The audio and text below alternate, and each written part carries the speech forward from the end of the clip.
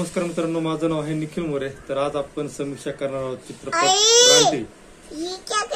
तर रानटी चित्रपट एका त्रासदायक इतिहास असलेल्या पुरुषाने एका तरुण मुलीच्या आयुष्य संपवण्याचा निर्धार करणाऱ्यांच्या शत्रूंपासून कसं संरक्षण केलं पाहिजे, तर याचा या चित्रपटामध्ये तुम्हाला दिसेल वावर.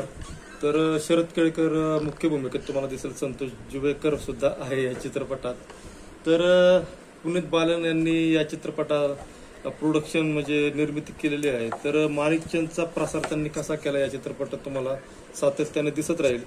जसं की प्रत्येक फाईट सीन मध्ये रक्ताच्या ऐवजी जे पिचकारे असतात लाल, तर त्या पडत राहतात. तर तुम्हाला वेळोवेळी ती जाणीव होत राहील की भाई मी माणिकचंद त्यांचा कुठला ब्रँड आहे, समजा जसं विमल बोलो जुगा केसरी कसा टाईप आहे, तर त्या टाईप आहे. इतकं म्हणजे प्रत्येक सीनला म्हणजे फाईटच्या असे एक बुक्की मारले की तोंडातून नाही का विमल खाल्लं तरी आपण असं एक तोबरा असतो तर तो पिचकारी पण टाकतो, सेम तसा सीन आहे. तर असं पद्धतीने तुम्हाला काय वाटते की बाबा पुनीत बालन यांनी त्यांच्या प्रोडक्टचं जाहिरात करण्यासाठी एवढा मोठ्या चित्रपटाची निर्मिती करणं खरंच गरजेचं होतं का? बाकी हा चित्रपट जर तुम्ही पाहिला असाल तर तुम्हाला तो कसा वाटला हे नक्की प्रतिक्रिया करा. आणि अशाच नवनवीन चित्रपटांच्या समीक्षेसाठी आपली निखिल मोरे चॅनल नक्की सबस्क्राईब करा. भेटूयात पुढील रिव्ह्यूमध्ये. धन्यवाद.